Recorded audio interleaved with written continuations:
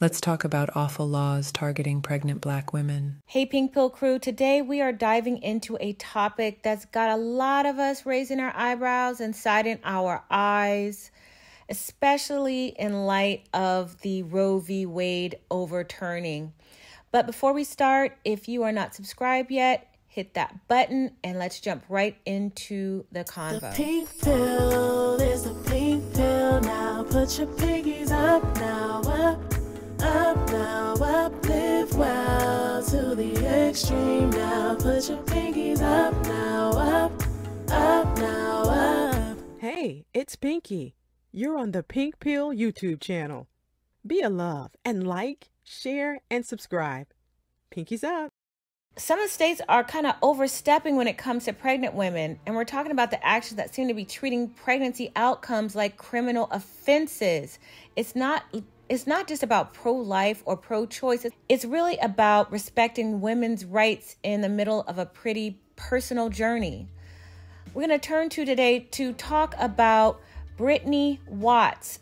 This is a 33-year-old woman who has been accused of a felony charge of clogging the toilet with her baby and leaving her child there and going on with her day. That's not exactly what happened.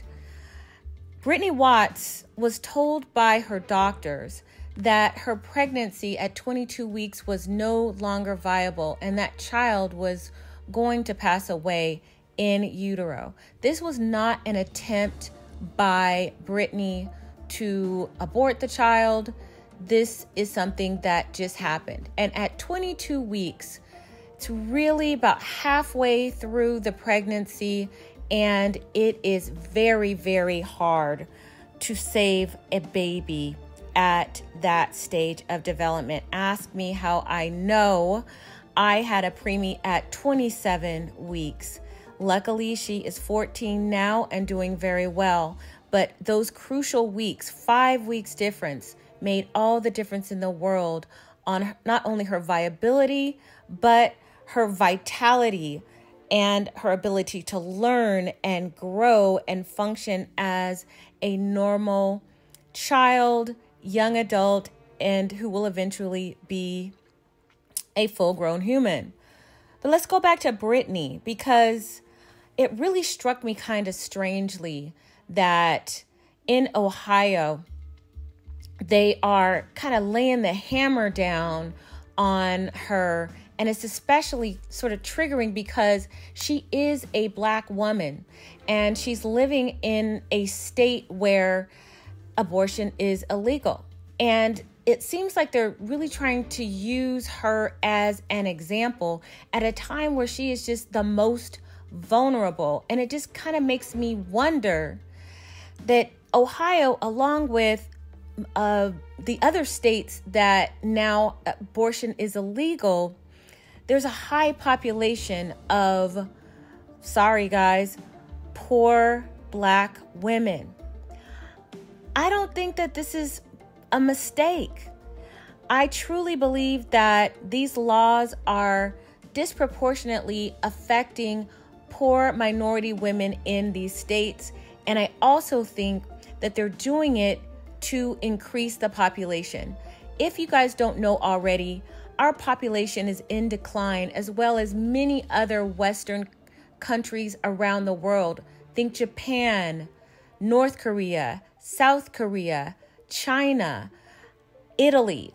All sorts of countries have a huge population decline. And if they don't start increasing, we're going to see some major economic outcomes that the powers that be are not going to like. Let's go back to Brittany, because this is just so sad. This is from the Tribune Chronicle. Her defense attorney, Tracy Timko, who represents Watts, said that she suffered a tragic and dangerous miscarriage that jeopardized her own life. Rather than focusing on healing physically and emotionally, she was arrested and charged with a felony and fighting for her freedom and reputation. Miss Watts learned days before that her miscarriage was inevitable and that the fetus could not survive outside of the womb due to its gestational age. The fetus died in utero. She goes on to say, women miscarry into toilets every day. If the state of Ohio expects these women to fish those remains from the toilet and deliver them to the hospital, funeral home, or crematorium, the laws need to be changed. And then she says, finally, regardless of politics or religion, this matter hinges on the law. It is a travesty that Miss Watch was charged, and we will continue to fight. It is a travesty that she was charged at all. That they're trying to make her an example when, let's face it, if you have ever given birth to a child or have ever been pregnant, you know the sort of emotional roller coasters, what those hormones that bathe your brain can do, how they can mess with your mental health, how they can just completely make you do and think things that you don't want to do or think. Just imagine giving birth to a child that is no longer alive into the toilet. Imagine the shock. Imagine her mental state. And that the state of Ohio could be so cruel as to charge this woman after such a thing happened. I just don't get it. What is the point of this? What is the outcome supposed to be? And then you combine that with the fact that maternal health is such a big issue within the African American community. The fact that you can go to the doctor and as a pregnant Black woman not get the services that you need. Rewinding back to my own pregnancy, my last child, I myself had gone to the doctor twice in one day because I just wasn't feeling right. I felt like there was something going on. I went to the doctor. They hooked me up to the machine to check the baby's heartbeat, etc., but never gave me a blood test, never did a swab of my canal to see if there was any infection going on. They just monitored me, put me essentially in a closet and monitored me. They said nothing was wrong. I went back because I said, I am not feeling right. There was something wrong. They did the same thing again and sent me home again. And then when I went to the bathroom, and I am not kidding you guys, my mucus plug came out. And if you have given birth to a child, and I had 3 times prior, when that plug is gone, that baby is coming. Come to find out, when I was rushed to the hospital, a different hospital this time, shout out to Loma Linda Hospital. They are amazing. They saw that I had a massive infection, an infection that the hospital that I had gone to twice, the podunk hospital that I had gone to twice, did not even bother to do.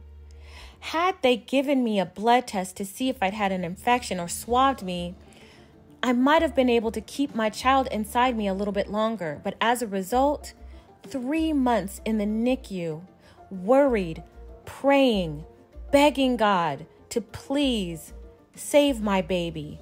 Please make sure that my baby is healthy and happy.